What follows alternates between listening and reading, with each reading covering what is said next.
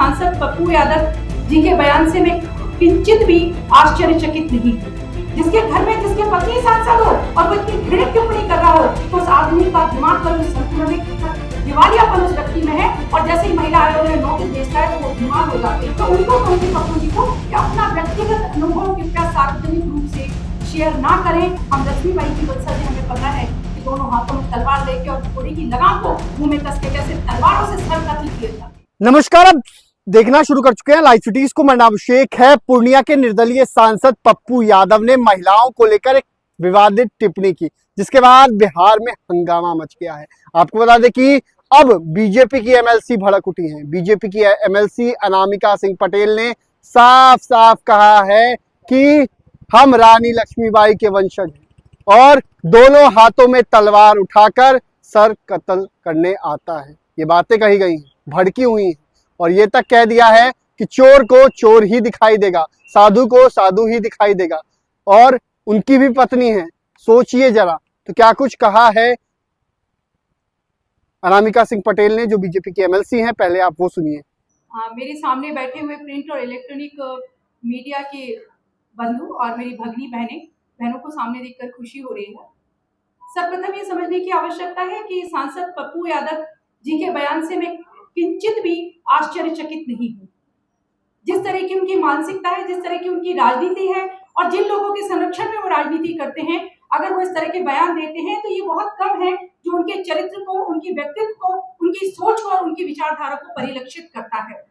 सर्वप्रथम यह जानने की आवश्यकता है कि ये वही कांग्रेस के लोग हैं जिनके समय में कश्मीर से हजारों बहनें विस्थापित होती हैं और गिरजा टिक्कू जैसी बहन को आरे से चीर दिया जाता है और उसे यासीन मलिक को बिरयानी खिलाई जाती है। उस बिरयानी खिलाने वाले व्यक्ति के साथ खड़ी हुई सोनिया गांधी जी और प्रियंका वाड्रा अगर इस बयान पे पप्पू यादव के चुप है तो ये तनिक भी आश्चर्यचकित नहीं करता।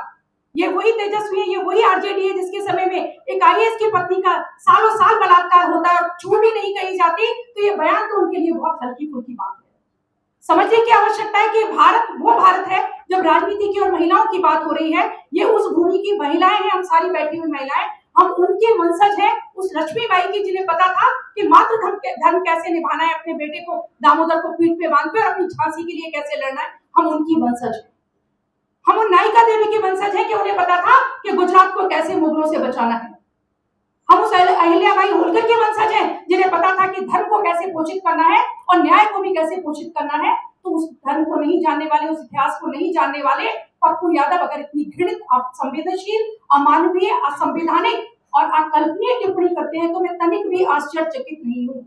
और जहां तक उनकी क्षमा मांगने की बात है, वो इसलिए क्षमा नहीं मांगेंगे, परंतु हम सारी बहनें उसके विरुद्ध लगातार खड़ी रहेंगी। वो क्षमा इसलिए नहीं मांगेंगे कि उन्होंने बेहोशी में या किसी नासमझी में ये बयान नहीं दिया। अपनी तरफ लोगों का ध्यान आकर्षित करने के लिए बहुत सोच समझ के उन्होंने बयान दिया है। और क्या उस बेचारी रंजीता बहन को कहूं जिनके ऊपर, जिनकी दया के पात्र है वो सहानुभूति की, कितने घृणित व्यक्ति की वो पत्नी है, जिसके घर में डायन भी 7 घर छोड़ के मुंह मारती है, जिसके घर में जिसके पत्नी सांसद हो और वो इतनी घृणित टिप्पणी कर रहा हो तो उस आदमी का दिमाग का जो संतुलन है, कितना दिवालियापन उस व्यक्ति में है। और जैसे ही महिला आयोग ने नोटिस भेजता है तो वो बीमार हो जाते हैं, क्योंकि उन्हें पता है कि उनकी राजनीति खत्म हो चुकी है और इसी तरह के अनर्गल, असभ्य, घटिया और छिछोरे बयान देकर वो अपनी राजनीति को लाना चाहते हैं। शायद उन्हें पता नहीं है ये वो भारत है जिसमें ऋग्वेद में सभा और समिति में बहनों को निर्णय लेने का अधिकार होता था। हमारी विदुषी बहनें श्लोक भी लिखती थी, ग्रंथ भी लिखती थी और शास्त्रार्थ भी करती थी। ये भारत है। ये वो सारी बहनें हैं जो अपने घर की 4 दीवारी लांग कर आती है तो अपने पल्लू में अपने घर की लज्जा, अपने माता पिता का सम्मान, अपने पति की इज्जत और अपने बच्चों की इज्जत बांध कर घर के बाहर निकलती है दहलीज के बाद, अपने परिवार का 2 कुलों का नाम रोशन करने के लिए। जब तक शादी नहीं होगी पिता के कुल का, और शादी होने के बाद अपने पति, पिता और ससुर के कुल का सम्मान करने के लिए हम सड़कों पर जाते हैं, हम अपने छोटे बच्चों को घर में छोड़कर आते हैं, भागते दौड़ के आते हैं। हमारी बहन अभी लखनऊ से चलकर आई है बाई रोड, संगीता जी कहीं और से आई है, मैं कहीं और से, मैथिली कहीं और से आई है, अनामिका कहीं और से। तो मुझे लगता है एक आखिरी लाइन कहूंगी कि पप्पू यादव जी का ये जो बयान है वो अपना व्यक्तिगत अनुभव शेयर कर रहे हैं। उन्होंने जो बयान दिया है, कहते हैं कि चोर को सब चोर और साधु को सब साधु दिखते हैं, तो शायद उनका व्यक्तिगत अनुभव जीवन में ऐसा रहा हो। मैं रंजीता जी को तो कुछ नहीं कहूंगी, वो नारी हमारी बहन है, पर मैं उनको कहूंगी पप्पू जी को कि अपना व्यक्तिगत अनुभव कृपया सार्वजनिक रूप से शेयर ना करें और सबको उसमें ना लपेटे, नहीं तो हम सारी की सारी जो बहनें, हमें आता है, हमें पता है, हम लक्ष्मीबाई की वंशज है, हमें पता है कि दोनों हाथों में तलवार लेके और घोड़े की लगाम को मुंह में कस के कैसे तलवारों से सर कत्ल किए जाते हैं उनके जैसे लोगों के, उनके जैसे सभी लोगों के। ये भारतीय जनता पार्टी एनडीए गठबंधन, हम सभ्य लोग हैं, हम अनुशासित लोग हैं। जैसा कि श्रेयसी अभी कह रही थी मेरी छोटी बहन, हम लोग सभ्य और अनुशासित लोग हैं। हमें लगा कि एक मनुष्य होने के नाते मुझे लगता है मनुष्यता से वो पशुता की, मनुष्यता से अपनी जो पप्पू यादव है वो पशुता की तरफ अग्रसर हो रहे हैं।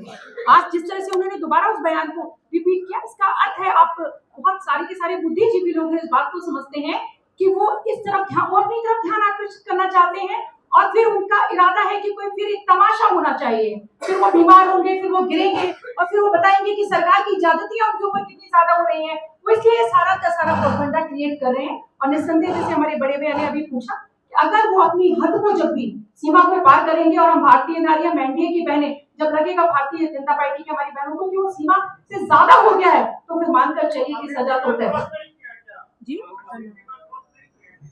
आप देख लिया हमने सीमा क्रॉस करने का, बिल्कुल सीमा हमने माफी मांगने का मौका दिया है। तो आपने सुना कि अनामिका सिंह पटेल ने क्या कुछ कहा है, किस तरीके से अपनी बातों को रखा है और साफ साफ चेतावनी दी है और ये तक कह दिया है सर कत्ल करने आता है महिलाओं को, महिलाएं कमजोर नहीं है। बयान लाइव सिटीज के साथ